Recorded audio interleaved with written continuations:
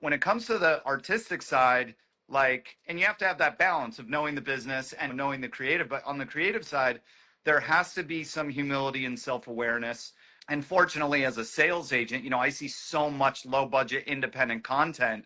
It's easy for me to measure myself and what I'm doing against a lot of what else is out there. But a lot of people get stuck in their own little like tunnel vision, You have to make yourself aware of what you're up against, what your competition is, so you know where you stand.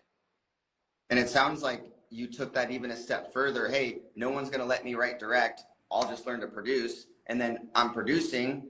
They're ripping me off in distribution. I'm going to become sales agent producer, like just taking it to the next level. Is that essentially, like you said, that's why you did it? You didn't necessarily. Yeah. I mean, I started, I started as a writer. I got represented as a director, but I always made my living as a producer and line producer.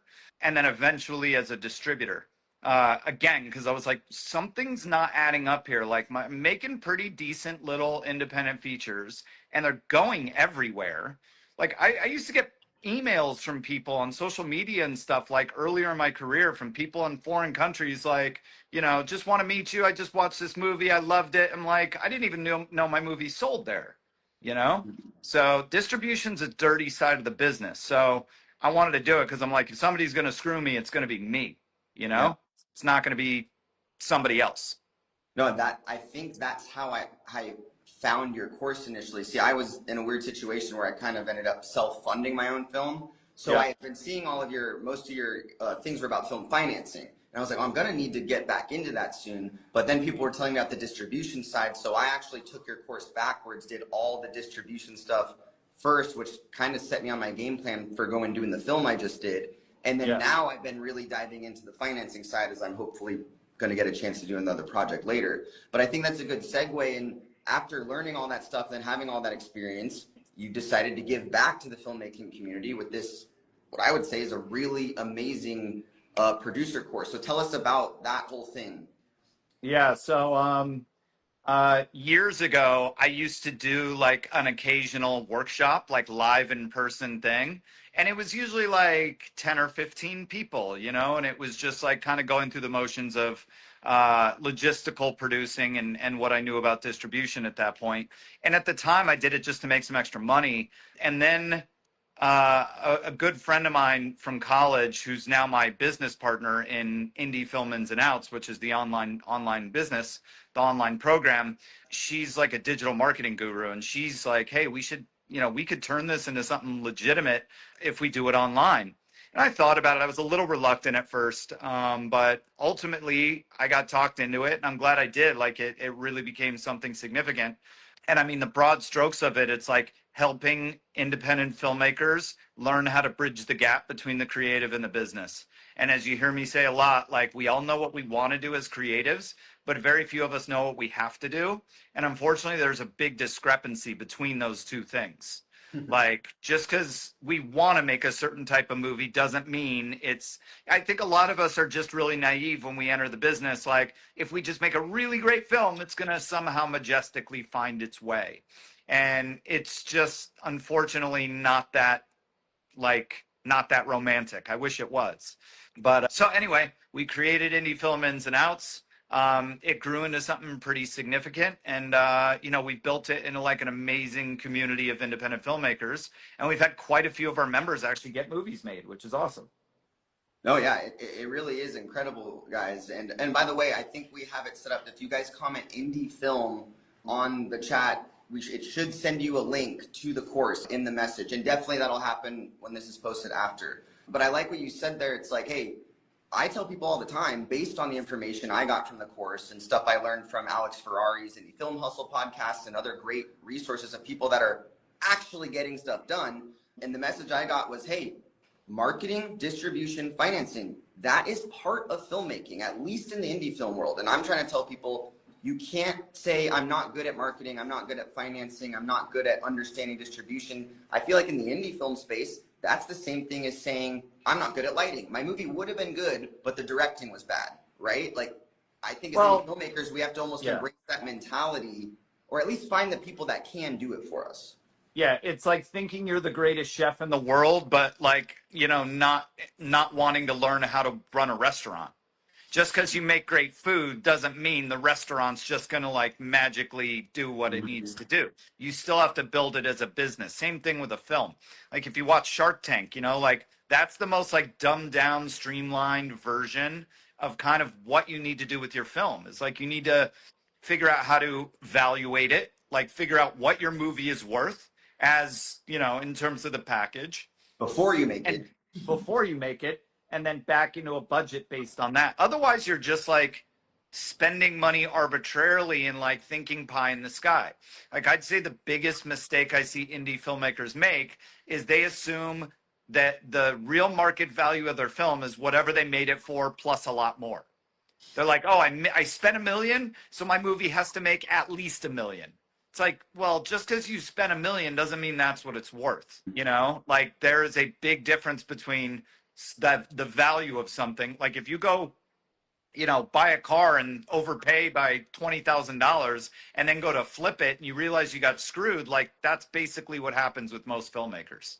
That is a great point. And I think also a lot of filmmakers, I know a lot of my audience, because sometimes I get flack for it, are like, the industry's collapsing right now. You hear a lot of that stuff. Hollywood's in trouble. And of course, there's a lot of blame, probably rightfully so, going to the big studios and the mess they've made.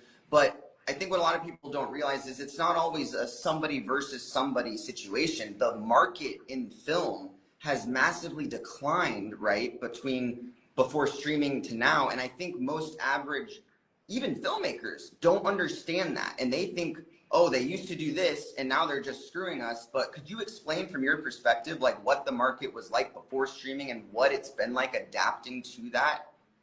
Yeah. So I wouldn't even refer to it as like specifically about streaming. It's really about the internet. Because the same thing happened with music, you know, that's happening with movies now. But the fact of the matter is, it's not just that there's such a huge difference between streaming and, you know, the blockbuster days, which there's definitely a difference, and I'll explain it. But the fact of the matter is, we're competing with social media, TikTok, all these different things for people's eyeballs and people's time. You know, like how many times 20 years ago, it wouldn't have occurred to me to sit down and watch YouTube. I'd sit down and turn on a movie. Now I sit down 8 out of 10 times that I sit on the couch, I turn on YouTube. You know, I'm not watching movies. But YouTube the is way, my television. yeah, yeah. So again, everybody's got like that TikTok attention span. And again, it's like, it's not that streaming is so different. It's just that we are competing for people's attention more so than ever. But the big difference between like back in the day before streaming and streaming is, you know, in the blockbuster days, if anyone's old enough to remember that, you know, like you walked in and you went to the new releases and like you picked something off the shelf. And the shelf was like real estate. There was only so much of it. So everybody was competing to get their movie on the shelf. And if you made a movie good enough to get on the shelf, inherently you made money. I remember the first movie I made that got on the shelf at Blockbuster. It was like such a huge win for me. Right. You know, it was like getting into like a huge film festival. Like we got our movie on the shelf at Blockbuster. That was like a big deal. And it didn't mean like we got rich or anything. It was just like it felt like we had arrived, you know? Mm-hmm. Now with streaming, there's no shelf space. It's the cloud. So there's room for everything. So now it's not about getting your movie on the shelf. It's about how do you make it stand out? Because there's just so much stuff and most of it sucks. Yeah. Mark, real quick, are you connected to your Wi-Fi right now? I couldn't tell you. Why, are you not hearing me well? No, it's just, it was a little green. Don't worry about it. If you don't know how to pull it down and turn it off, it's not a big deal. Yeah, I don't want to take the chance. I'm going to sign myself off somehow. Yeah, no, you're good. You're good. Everyone can hear you, and that is the main thing that matters. Okay. But sorry, I lost my thought there. What you were saying about We were talking about the shelf space versus streaming. Yes. No, it's funny. I'm 31. So filmmakers in my age, and I've talked to some of them. We're in this weird thing where we grew up when that was the cool thing to do, and imagine what it would be like to play in a theater and to get your movie on the shelves at a Blockbuster. But now we're at the age where we can finally do that, and those kind of things don't exist, right? And even festivals we can get into, right, are not as valuable as they were, and also were never as valuable, I think, as people made them out to be, at least not most of them, right? So it's almost like, what is that success moment? What should people look for nowadays to kind of feel the same feeling as a blockbuster on the shelf 15, 20 years ago, or even smaller theatrical releases, which barely happen anymore? Yeah, I mean, now I think it's getting like an SVOD, like pay one license, like a Hulu or a Netflix or a Stars or something like that. I think would probably be the equivalent because those are incredibly difficult to get, even more now so than ever. But you know, again, those deals aren't as shiny as everyone thinks. Like, I can't tell you how many people are like, I have a movie that's perfect for Netflix. They're like, I really, you know, like they'll kill to get their movie on Netflix. Netflix is probably one of the worst paying platforms around. Um, I have not put a movie on Netflix since like 2018 because their offers are garbage. They Yeah. are so predatory. It's insane. Most of my movies end up on either like Hulu or Stars because they're, you know, maybe less eyeballs, but it's a much better deal for an array of reasons. And is the eyeballs thing even true? Because if your movie gets on Netflix, but Netflix doesn't tell anybody it's there, you almost maybe would rather be on those other three platforms if you can get eyeballs on it easier. Yeah, I don't know how the metrics work. I mean, I hear people all the time say, "Oh, my movie's on Netflix, you know, 500 million people are watching it." It's like you don't really know that, you know? Not to mention there's all sorts of metrics for like not just if people watch something, but how much of something people watch. Like one thing that makes your film successful is if people watch it all the way through. That's why I talk a lot about like going back to the creative and the writing is like learning how to pace your script and your movie and the edit. Like there's no such thing as a slow burn anymore. Like if you don't grab people right away and like keep them glued to the screen, they will move on because again, TikTok attention span and they got a billion choices of things to watch. Yeah. Yep. No, exactly. And I would argue like the AVOD platforms, especially, like, one, you have to, get eyeballs on, but the watch time matters because it's in creators, Yeah, guys, this. YouTube works the exact same way. You want in our Instagram reels, any of our social content, watch time is like the number one indicator. correct. And movies, in the grander definition of things, are other pieces of content, and they're on the same type of tech platforms that all this other content is.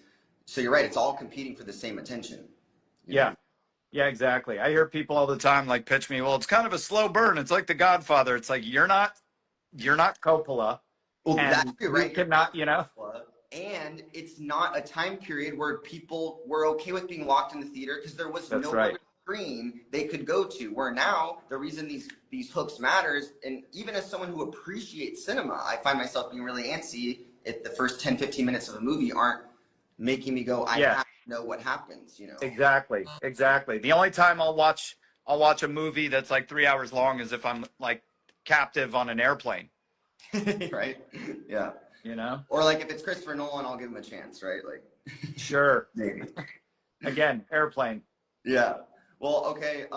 What I want to segue into a bunch of the questions we got, right, were these very broad ones that are, I know, very difficult to answer. So to kind of lump a lot of the more broad questions in order to save time and be more fun, what I figured I would do is kind of be like a devil's advocate, sort of. You play investor slash distributor, producer, and I will play the role of filmmaker who wants to get movie made and come to you. Obviously, a ton of the questions were about how do I get investors?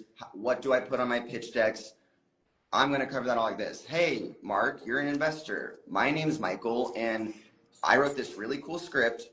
It took me 2 years to write, and my best friend is going to DP it. He's been working really hard, and we're all coming together, and we're going to shoot it next year. And we really think we can get this actor attached, X A-list actor, and we're looking for around $2 million.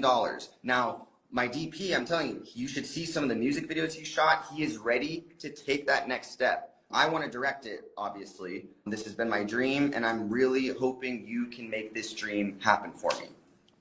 I'm getting the money, right? As an investor, there's always three important things that an investor is going to want to know, and you have to be able to articulate them with actual real information. First, how much money do you want, and why are you asking for that amount? Like, what validates that amount of money? which I have an answer to. Well, Second, we think $1 million would be right because, you know, I just priced it out and I think like I've seen a lot of movies that are around $1 million and I think that's what we're going for that. So it just seems right to me that that's the budget we would get. right. So what kind of data do you have to back it up? Like, and you know, again, I'm going to go out of character here for a second, but like one thing I see in almost everybody's pitch decks is the comparisons of like, you know, well, I'm making a movie like Paranormal Activity and that was made for 300 grand. It made 300 million. So like, that's what I'm going to do. And these anomalies, these lightning in a bottle examples are often used to represent the norm. That's a problem. You can use those as examples of what's possible, but not what is the standard, what is the norm. Fact of the matter is most indie films don't make money for a lot of the reasons I discussed earlier, people spending arbitrarily and whatnot. So again, if you're asking me for $1 million, it's like, first of all, how did you come to that amount? And, you know, where is all that money going to? A So little bit smarter, but you can still tear it down because I see this a lot. And I know it from your course. Well, these 3 horror movies, X, Y, Z, all made last year. They had $2 million budgets, and look what they did at the box office. And we even think we're going to get a couple of these same actors. So it's pretty obvious that we can have these same type of box office numbers, right? Look at all this profit. We hear that a lot, right? Like, explain to us why that is totally a misconception. And dumb money might look at that and take it at face value and go, awesome. Fact of the matter is you can't substantiate what the real budgets or the real box office is on those movies. And you also don't know how much money went into things like print and advertising, marketing, etc., beyond the actual budget of the film. So people look at it as like, oh, the movie cost $1 million and it made 10, they made $9 million. No, that's not really the case because there's a lot of layers of money going to everywhere from, you know, guild residuals to distribution costs to print and advertising, et cetera, before $1 even goes back to the recoup of the budget. And So explain some of those tiers because when people see that's, and I remember being like this too, guys, don't worry. You see a movie, oh, $100 million movie, blockbuster. It has by the 5th week, they say it's made 700 million.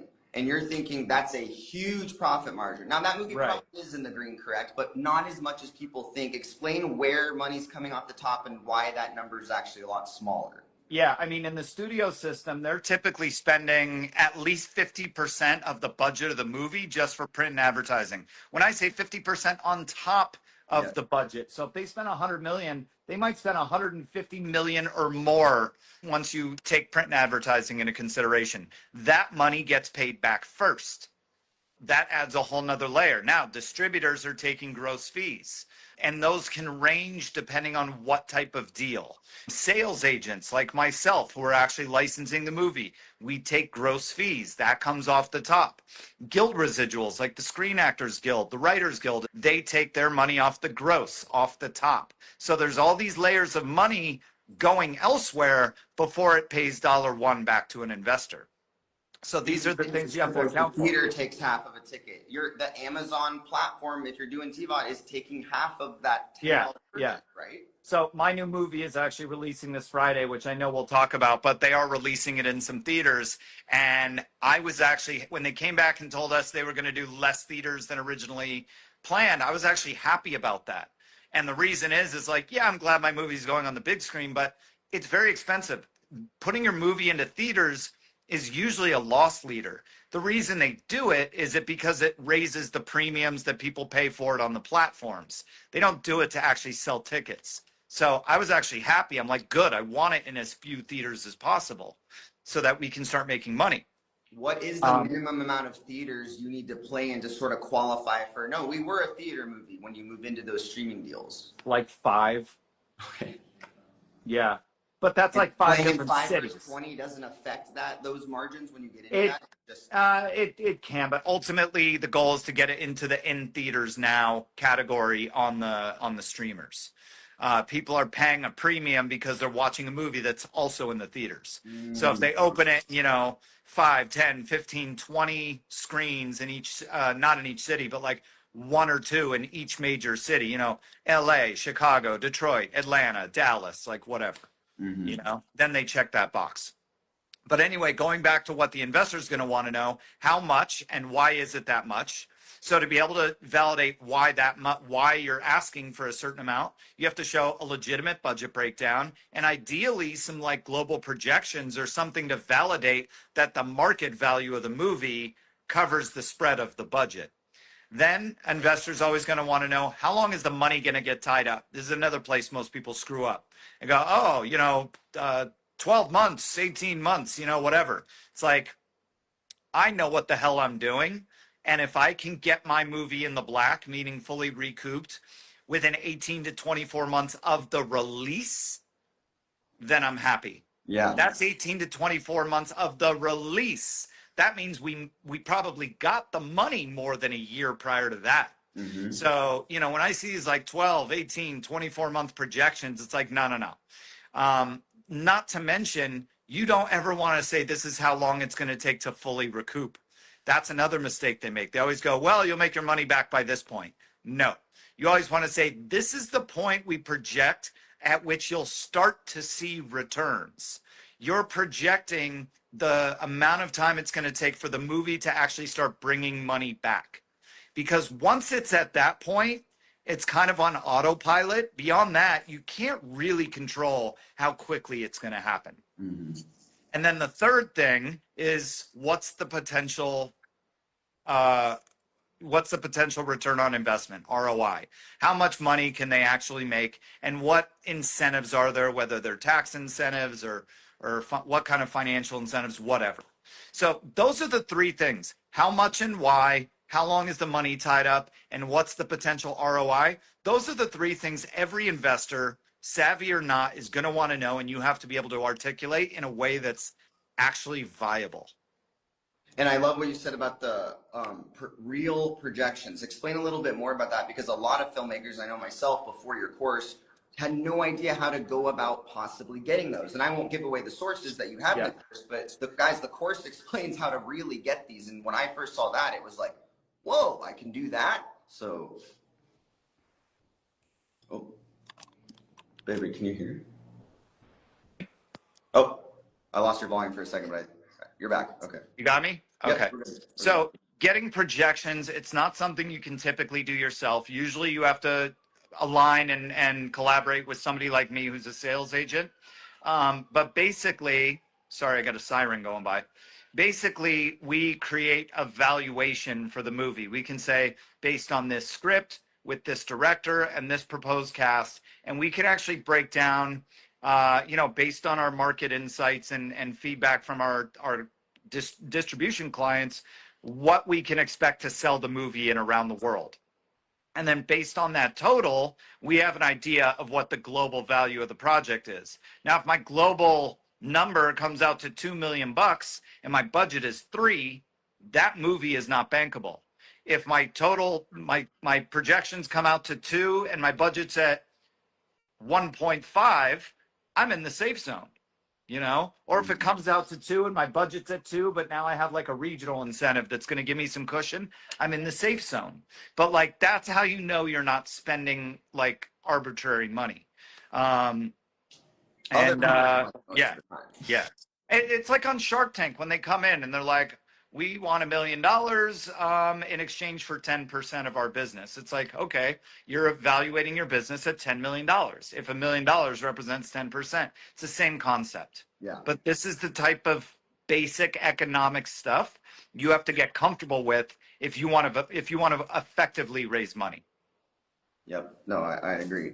Okay. Because the last thing you want to do is dangle a carrot that you can't back up and then have somebody come after you because they say you misrepresented, like, my money wasn't supposed to be tied up this much, this long, you promised me this, whatever it is. Mm-hmm. And I know we could go on forever and ever about all the different things investors want. And guys, if you want all that information, get the course. Like, it's mind changing and it's hours and hours long. But I think if we could simplify it, it's really as simple as what you said. Get the budget assessed and then make sure that the projections match that. And that's the one thing, understandably so, that just most of us filmmakers are never even thinking about, because we're artists first. So we're always thinking of a story we want to tell and building a script, building a movie, and then a budget that we think is justified without even taking into account is there an audience for this? So I think, Yeah, is that correct? Right? Just people need that's to lock in correct. on the I mean, budget and the projection and then go. correct. Correct. Especially when you get up to that point where you're making like movies with real money and and prominent talent and whatnot. A lot of filmmakers when they start out like I did when I started, and you're making like super low budget movies.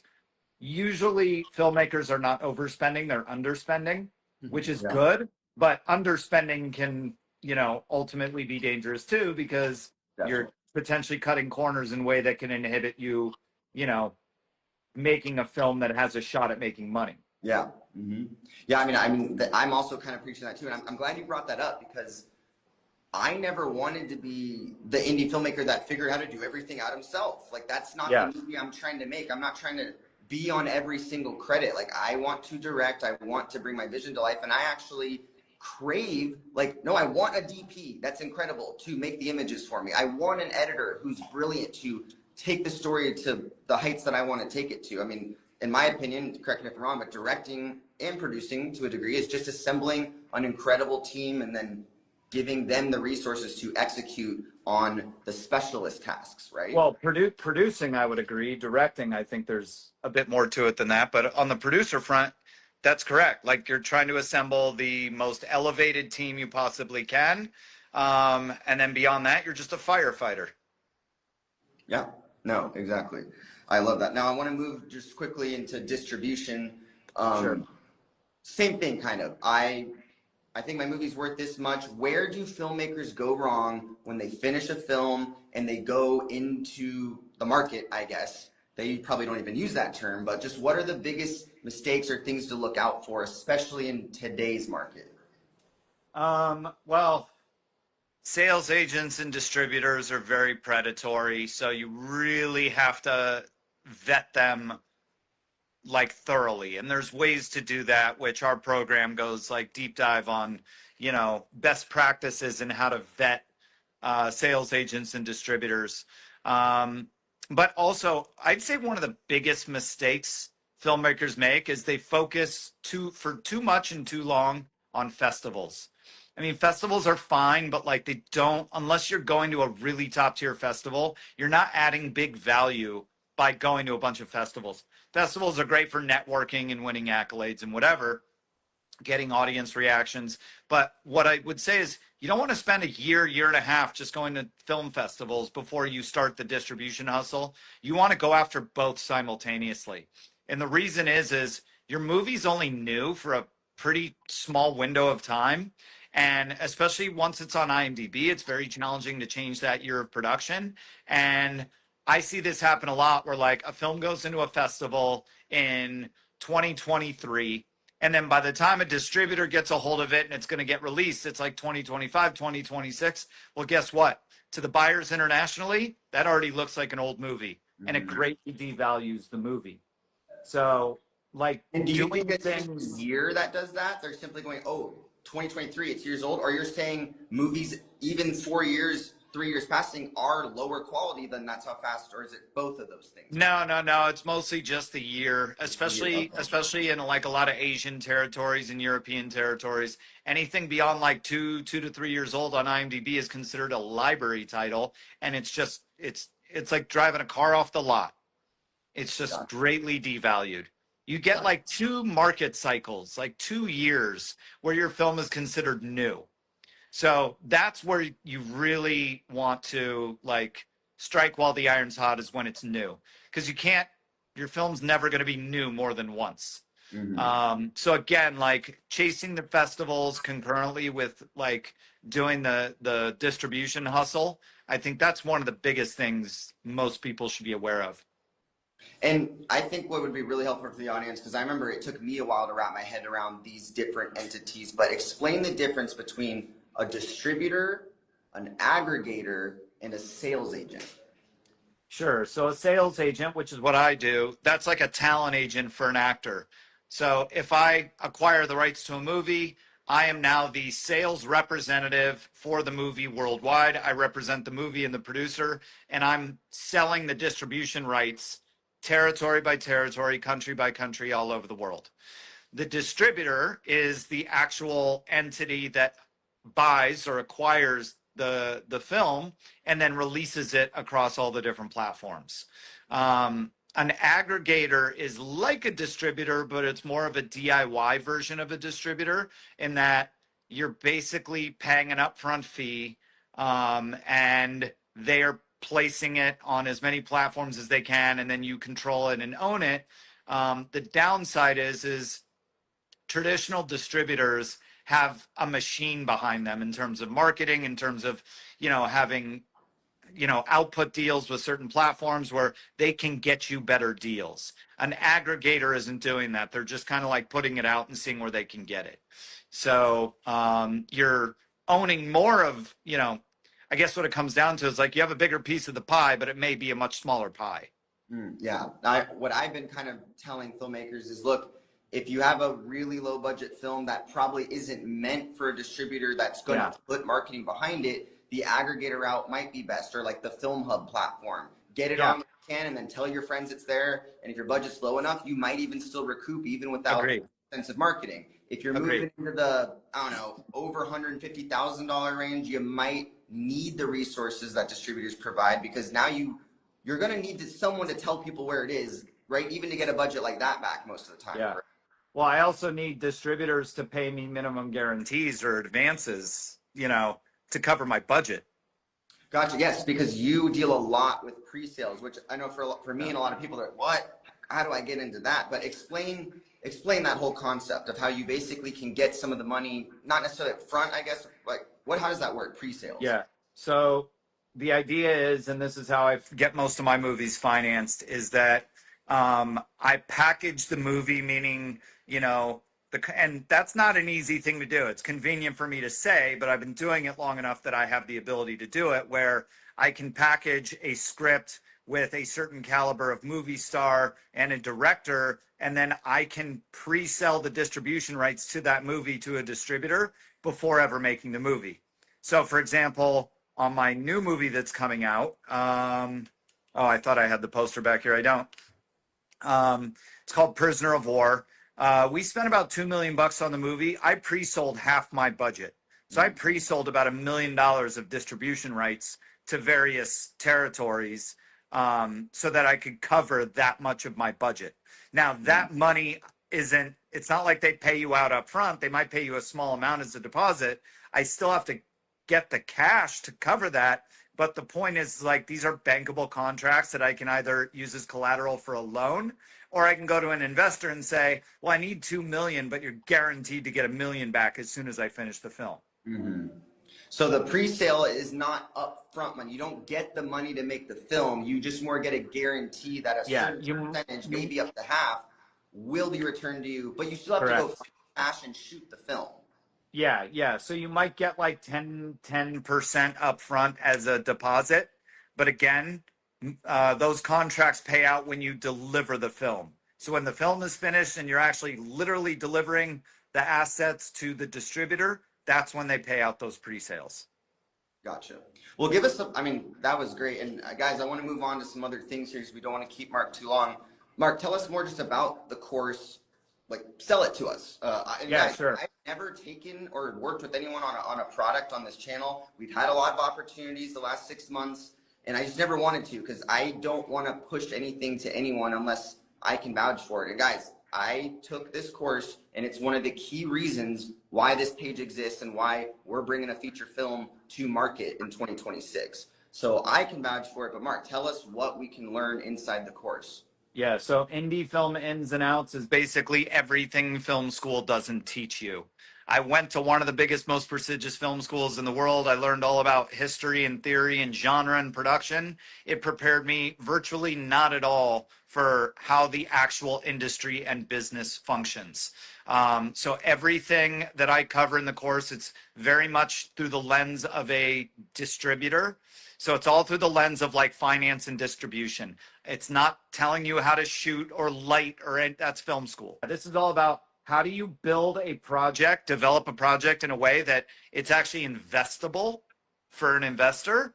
And then how do you set it up so that it's going to be appealing to distributors once it's finished? That's basically the broad strokes of it. Like I said, it's everything film school doesn't teach you.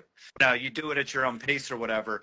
But a big part of the program is the community too. Like we have a really interactive group. People like collaborating on stuff together. We do weekly calls and Q&As and brainstorming and pitch sessions and all that kind of stuff too. And those are so helpful, guys. The course is great. I've gone through it several times, repeated my favorite sections, but every week, multiple times a week, Mark, it seems like there's a coaching session call. There's different, I can't even remember all the ones you guys have. Every week I'm in there live with you guys. My business partner, Danny, she's a beast. She runs a lot of that stuff. And then I get on a couple times a month and run some of them as well. But it's like there's very consistently engagement. And like some people are super active in it and other people's are very passive. So it's kind of like it's whatever you want it to be. And also, one of the other things we started offering only to people who are in the program is we do offer the service of breaking down and doing these global projections for people's projects. But again, like we only do that for people within our program. Yeah. Well, another thing, I just seen Danny. Hi, Danny. Comment on, and it looks like you guys are doing a workshop tomorrow. So, guys, if you're still unsure about the course, go watch that workshop tomorrow, and I'm pretty sure you're going to be convinced. But then come back and use my affiliate link, right? Yeah, absolutely. So, we'll make sure that you have the right link for the workshop. So, we're doing a workshop the next 2 days. Tomorrow, Wednesday morning, 11 a.m. Pacific Standard Time, and then again on Thursday morning, 11 a.m. Pacific Standard Time, and then we'll do Friday just a Q&A. But we'll do a whole workshop on finance, film finance.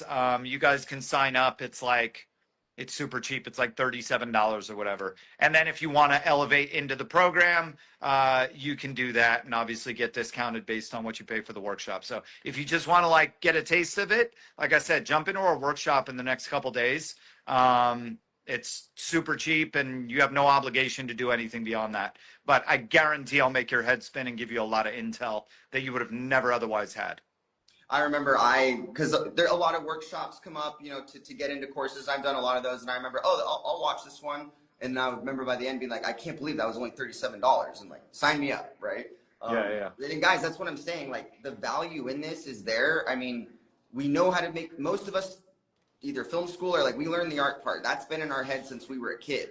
I never doubted my ability to like have a vision and do the directing thing. Like you said, it was how do I get all this other stuff going? And yeah, comment indie film and get going into it, guys. All right, Mark, I want to spend the last 15 to 20 minutes here talking about your new film, which I'm super excited for because I'm a big Scott Adkins fan, but also I'm a big World War II buff. So putting these two things together, and I was hoping you could explain it in a way that kind of covers the stuff we've talked about. So take us to the inception of this film as a producer, how you put this package together, and then into production, and now we're right around the corner from the release.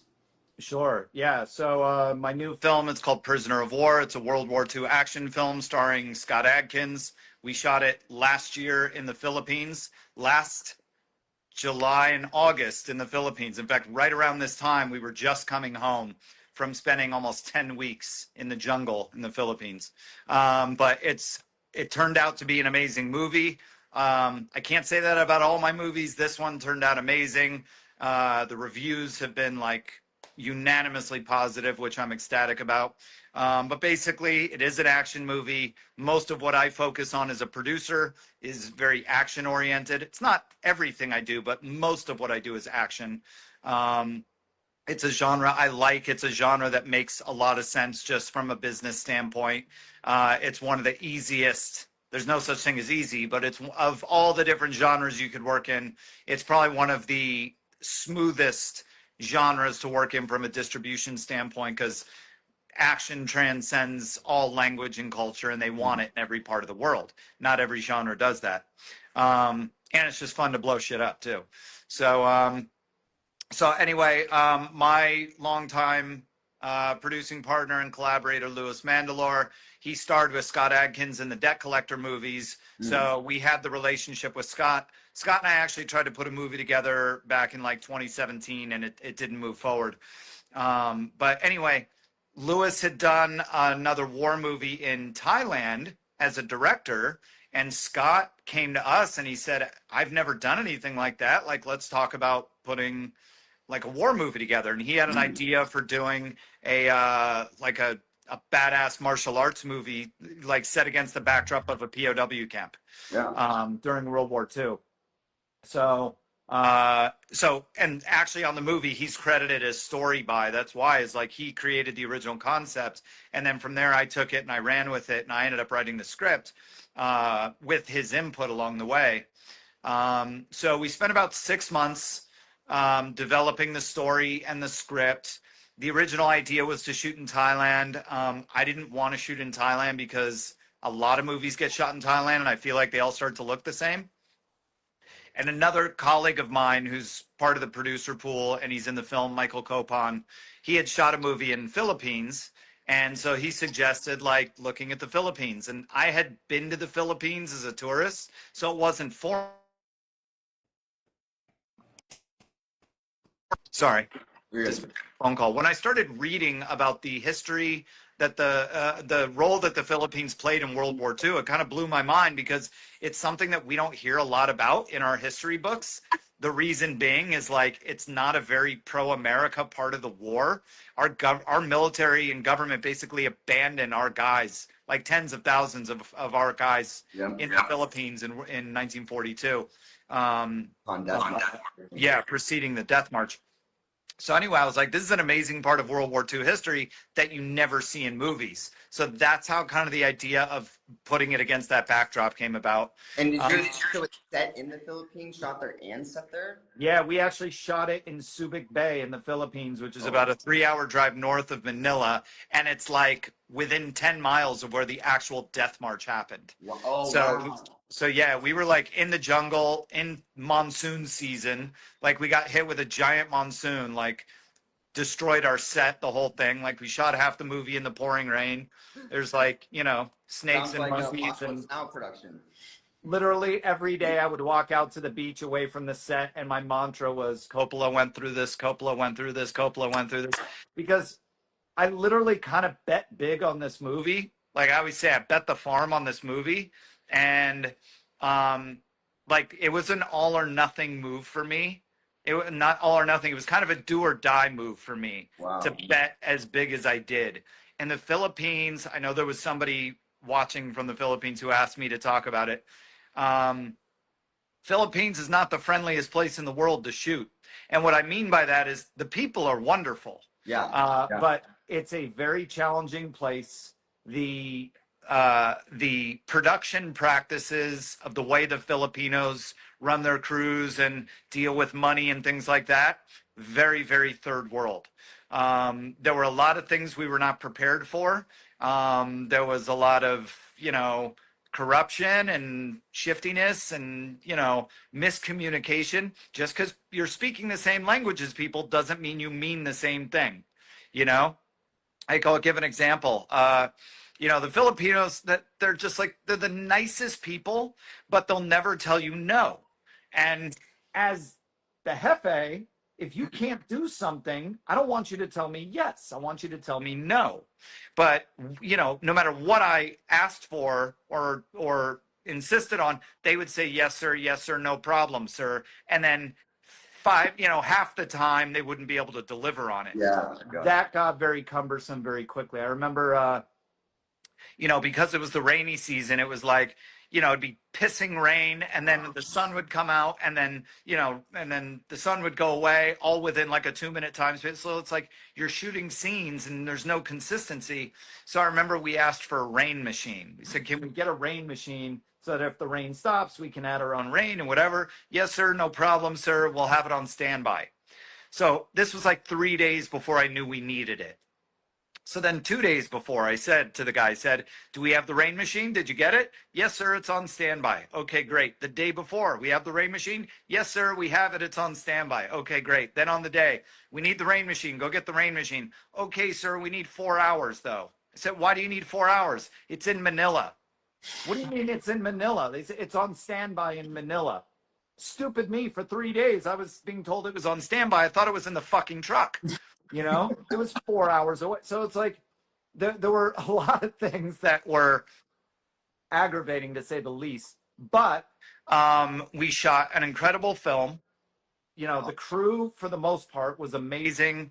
The talent, the stuntmen, the extras, these extras were incredible, standing out in ankle high mud, like barefoot for days at a time. They were, not making much money, but they were having the time of their lives. But, excuse me, but yeah, it Please was. tell me there's going to be behind the scenes of this. Oh yeah, there's plenty.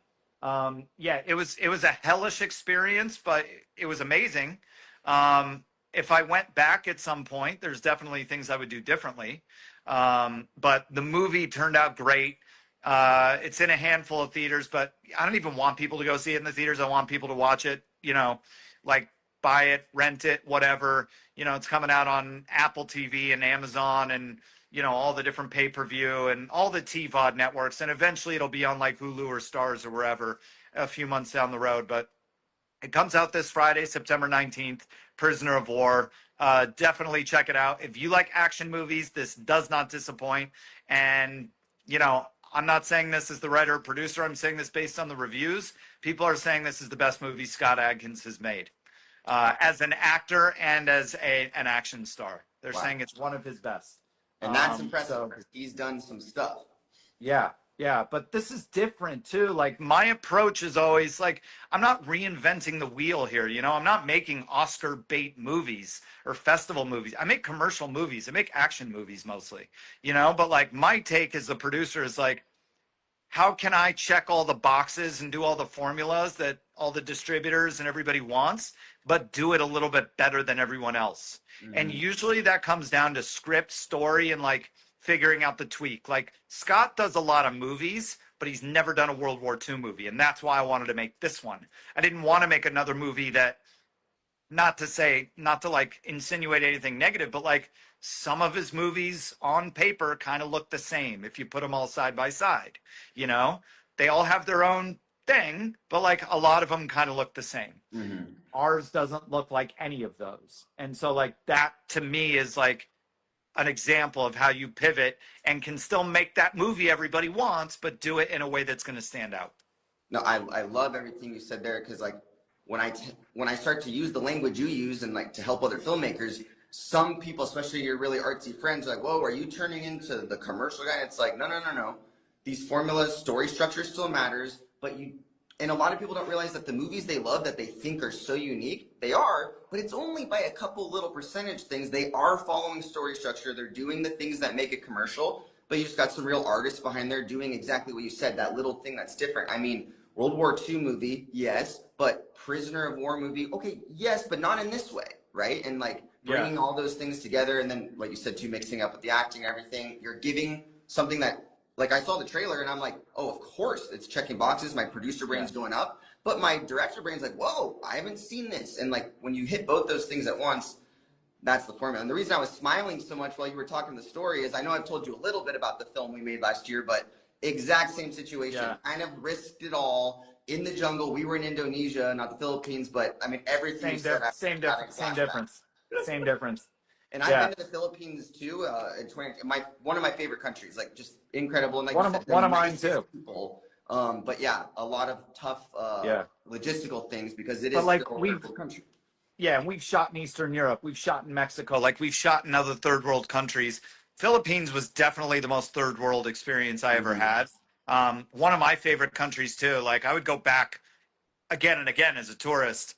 I would have to think long and hard about doing another movie there. Not saying I wouldn't, but I would do things a lot differently and definitely at a different time of year. But look, what you're saying, it's like you can still have artistic integrity and be commercial. You know what I mean? But the fact of the matter is like if you don't button up your business, your art doesn't mean shit. Yep. Well, Mark, thank you so much. The last thing I want to do is just get through some of the live questions here. Great. We got a bunch of people saying they're going to be checking out Prisoner of War. Yeah, guys, go check it out. I know. By the way, guys, I'm going to point these out. I was in Greece. My business partner, Lewis, was shooting Big Fat Greek Wedding 3 in Greece a couple years ago. And I was in Athens, and I found a street artist who was making, these are records on the wall with different movie characters, obviously. You got The Crow and The Professional and Alfred Hitchcock. But these are actual vinyl records with these iconic images on them. So for whatever that's worth. I thought I'd point it out. It's funny because I saw someone say, I think someone who knows you, they said, "Oh, a real legend would have posters." LOL, Mark. So I think that's someone who knows you. But Yeah, believe it or not, I don't put posters of my movies up. I always get posters printed and I give them to like my folks and my friends. I don't have any posters anywhere on my walls. someone, And you oh, know this what? You is know what? I'm also one of those people like you watch your movie so many times. This Friday we're gonna go to opening night, and I joke. I'm like, it's the last time I'm gonna watch the movie for probably 10 years. Dude, I'm sick of my movie. I mean, I haven't seen it with the VFX, and I got my composer doing stuff. So I'm sure when all that's done, that'll be nice. But it's like, oh my gosh, I cannot watch this again. Yeah, yeah. Someone says, this is an interesting one. What ways can you make money from short films, if at all? I think there are two reasons to make short films, and neither of them involve money. You make a short film either as a calling card for your talent in front of or behind the camera, or you make a short film as a proof of concept for something bigger. Uh, Not to say there's not ways to monetize a short film, but nobody makes a career out of short films. Not even the guy who wins the Oscar for short film makes a career out of making short films. Yeah. A short film is a stepping stone to something bigger. So I think there's validity to making shorts, but you're not going to like just make shorts for the rest of your life. Hopefully. This is a good question, and one that's kind of relevant to me. Does the quality of the movie even matter if it's complete, but you don't have the star power potential behind it? Yeah, absolutely. So one of the most successful films I've ever been involved in is there's a movie. Okay, I'll tell you the story as expeditiously as possible. In 2017, somebody showed me a movie. It was called Nowhere Land, and it was a tiny little like under $100,000 budget, no well-known names in it, no known names, non-union movie, female writer director, and it was about an aging prostitute grooming her 15-year-old daughter to take her place. So it dealt with like the harsh underbelly of sex workers in LA. And it was one of the most poignant independent films I'd ever seen. I watched it, I was like, oh my God, this thing is like, I watched it twice. It was like, it's just one of those movies that kicks you in the gut. So I went to the filmmaker, her name is Robin, and I said, look, I really want to help you with this film because I want to make sure people don't like try to exploit this in the wrong way. Because I could see distributors are such scumbags. They'll take something and make it look like something it's not just to sell it. Yeah. And I felt like this was prime like bait for that. So I said, I really get what this is. I think it's a special film and I want to be a part of it. I spent a year trying to sell it. Nobody would touch it. Most people wouldn't even watch it. But when we finally got it released, it went viral and became one of the top trending movies for over a year on Tubi and Amazon. And to put it into perspective, most indie films, if they're lucky, they do 100,000 hours viewed on Amazon. This thing did several million hours viewed on Amazon. And not to say it made anyone rich, it didn't, but like the business it did relative to its budget was completely legit. And again, it was like a little lightning in a bottle hit. We ended up making a second film, which I EP'd, called Girl Lost so the original title was Nowhere Land. We released it under the title Girl Lost. We changed That's right. You mentioned that in the course, yeah. And then we made the follow-up film Girl Lost, a Hollywood Story, and now we're slowly developing a third one as well. But these things have massive followings. Robin, the director, she gets hundreds, if not thousands, of messages from mostly women who are like, thank you for making these movies. Like, I went through something like this, or I watched it with my daughter, or whatever. It's like these movies have become very poignant with like a significant following. But those are super low budget movies with no well-known actors. But again, it was just like lightning in a bottle. In your mind, where is that budget level where if you don't have somebody pretty known, you start to creep into dangerous territory? And if you are one of those, what are things they could do to maybe mitigate that? I know in my case, I always talk to you about, I'm kind of going and banking on this really niche audience that will come through despite not having stars in mind. But in your mind, where's that level a lot of times? I mean, I don't understand. It doesn't compute to me like how you're going to spend like mid to high six figures or seven figures without having some kind of star power driving it, like legitimate star power. That just doesn't compute to me. Although people figure out ways to do it. Um, you know, just because somebody has a big following doesn't make them bankable. I think that's a huge misconception. Oh, so and so has 2 million followers. It's like means nothing to distributors because most influencers or web celebrities cannot actually convert those numbers. So you know, I don't. Yeah, probably. But you know, it's like it's funny. The movie stars in the Philippines, they have like there's a real well-known actress in our movie Prisoner of War from the Philippines. She's like, you know, real well-known girl in the Philippines. She has like she has like 5 times as many followers as Scott Adkins, who's an internationally known movie star. You know, she has like I don't know 4 or 5 times as many followers, but like they don't mean anything relative to Scott's followers because they're the fans and we know that he's going to convert them. We know that his fans are going to buy it, you know? Well, then this is a segue into one of the last questions that people were really adamant on was actors and how to get actors both, and what's the difference between why bigger films get actors? It's probably just a money thing, and in our indie film world, how do you go about, you know, that famous catch-22? You usually can't get the money without the actor, but you usually can't get the actor without the money. Right. Yeah, I mean, that's another thing I do a whole deep dive on in our program is like some of the strategies I've learned over the years of how to leverage that and like how to overcome the catch-22. It's not easy, but one thing I'll say is that agents are becoming more and more obsolete as time moves on. Because now in the age of social media, people potentially have direct access to talent. But honestly, if you're just starting out, one of the best ways, in my opinion, to get access to well-known talent is to attach yourself to other professionals who have more of a track record than you do. So it's like, if I got involved with a movie with a first timer who knows nobody, but now all of a sudden I'm involved as a producer or as a sales agent or whatever, I could cast your movie out of my cell phone. You know how many like agents, managers, or actors I know directly just from all the work I've done? So again, just by mining your network, that's probably the best way. But there's a lot of other strategies I have in our program for like how to kind of like move the needle and make that happen. But at the end of the day, even if you have access to people, you still have to have content that's going to get them excited.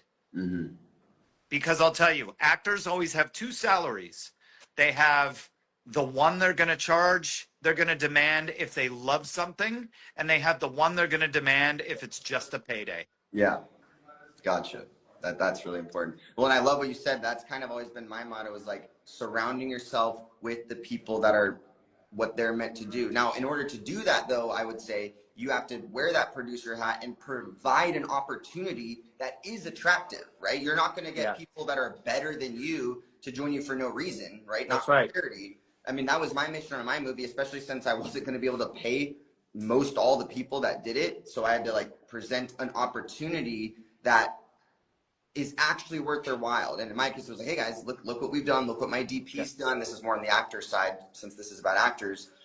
I would have never guessed a year before that I was going to get the actors that I got. And none of them were big names, but the talent level was just amazing. And that was really due to putting a team together and then convincing them this is what the images will look like. This is what we can do. And then I was talking about marketing and distribution and this niche audience and just trying to convince them that I'm going to do everything in my power, not to make the best movie, but that I'm not one of those filmmakers that's going to stop there. We're going out afterwards and I'm going to do everything like what we're doing right now, building a brand. That's what it's for. And I think, you know, they would have to confirm, but I think that was very crucial in them going, yeah, I want to go do this pretty insane journey, you know, in the jungle, like what you were saying. So I really like what you said there. Yeah. And you know what? Look, my first movie, which literally the budget was $45,000, I had a real well-known actor in that movie. How did I get him? is because I cast my leading actor as just a young, unknown, very talented actor, and his agent represented this other, much more well-known actor. So the agent was like, okay, I can take my well-known actor, put him in this movie for 2 days for not much money, but like, it's a good project, and put him opposite my up-and-coming actor. And, I did a little package deal there.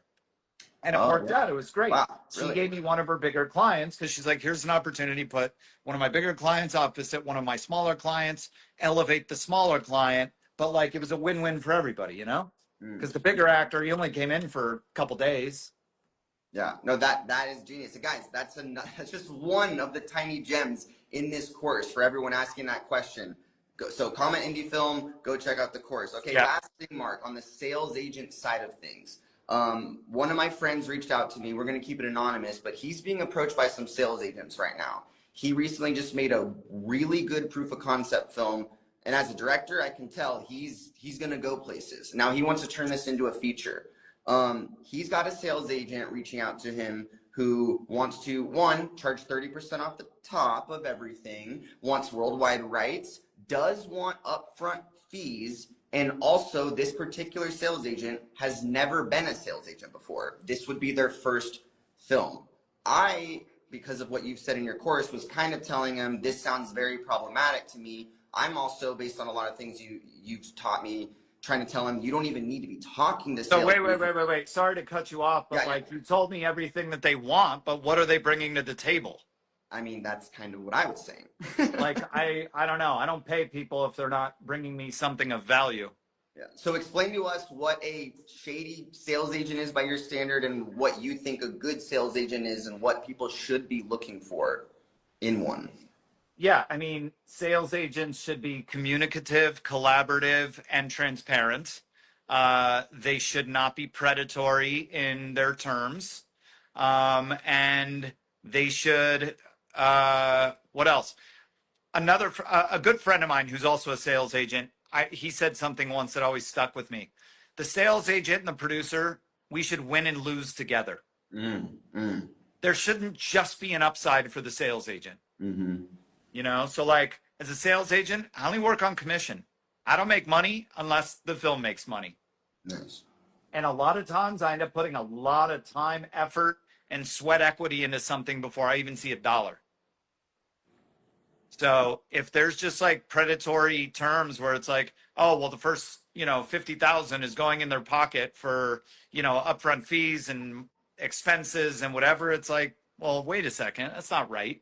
There's ways to structure it so that you win and lose together. It should be a partnership, Yeah, but a I lot of agree. sales agents, they just operate on volume and they don't give a shit. And they'll never return your phone call, and they'll never send you a report, and they'll never send you the money they owe you. So And the their sales accounting agent's is shifty library and and whatever. science that you're saying is very important to look at. If they have a ton of films, that might be sketchy. Yeah. I mean, there's ways to vet sales agents, looking at the catalog. If they have, 5,000 titles in their catalog, what makes yours special? Do they have other films that are comparable to yours, which shows track record? But on the same front, you don't want somebody who has 20 other movies that look just like yours. Yeah. Because what's their incentive to push yours? So yeah, there's a lot of things you can tell just by looking at the catalog. Every sales agent is going to dangle the carrot and tell you they're a huge fan of your movie and blah, blah, blah, blah, blah. Like, they're all just like scummy used car salesmen. Most of them are kind of playing a numbers game, correct? That is what it seems Yeah, like. yeah. And look, the business is getting more volume driven. So it's getting harder to focus on quality over quantity. So like, I acknowledge that. But, again, there are good sales agents out there. There's a lot of not good ones. There are some very good ones. So again, like, being able to vet the sales agent is imperative because you only get one shot. I get a lot of filmmakers who come to me. They're like, I put my movie through the sales agent. They did a crap job. Now the movie's been in the market for 2 years, which means it's already been shopped. Now we got it back. We want to give it to you. Can you help us? And it's like, well, I can try, but at this point, it's a salvage mission. Yeah. So it's important to like learn how to vet sales agents so that you make the right choice up front. Because if you make the wrong choice up front, you can have an amazing film and they just mishandle it. And does someone need to even be approaching a sales agent in this early financing pre-production phase? Yeah, there's no reason why not, you know? Like sales agents don't want to be bothered if the movie's not real. You know, if like you're like, I have a script, I don't care. Yeah. You know, but if you're like, hey, you know, we have a director attached and we're going into production this fall and like this is what we're planning to do. Yeah, there's no reason why you shouldn't get on the radar of sales agents early on. They can be good allies for you in terms of like providing you with projections or giving you advice on which actors to go after, you know, an array of things. Yeah. Wow. Well, hey, Mark, I think that was incredible information. I hope everyone got the value out of it that I did, because if anything, that was amazing. So, guys, Mark's course, comment indie film. We will send you the link. That's my affiliate link if you want to support us. And I can't praise it enough. Mark, tell us anything else about the course. Yeah. Where people can find you and all that stuff. Yeah, definitely. You know, sign up for our workshop for the next 2 days. Again, it's tomorrow, Wednesday, and the day after, Thursday, both at 11 a.m. Pacific Standard Time. Join the workshop just to like get a taste of it. It's super cheap. You have no obligation. So check that out. Like I said, just, you know, what do they have to write to you? And an indie film on this live. And guys, if you're watching this not live, just comment indie film, and you will get a direct message from us that will send you the link to the course. Yeah, and then it's also in my bio. The link is in my bio right now as well. Yep, and then you can find me at M Clebanoff, my first initial, last name, at M Clebanoff on Instagram, if you want to follow all my movie stuff. And yeah, if you like action movies, Prisoner of War this Friday, starring Scott Adkins. Check it out. It's available for pre-order on Apple TV, or you can wait Friday, see it on Amazon, Apple, Mark, are there any theaters Hulu, anywhere else that I can go to? I don't think there's one in Florida. Atlanta might be I think Atlanta is the closest one to you, unfortunately. Okay. Well, we'll get it on the streamer here in the office soon. Yes, please do. All right. Well, thank you so much, Mark. It was a pleasure. And hopefully we can do this again. All right. Cheers, guys. Thank you. Later.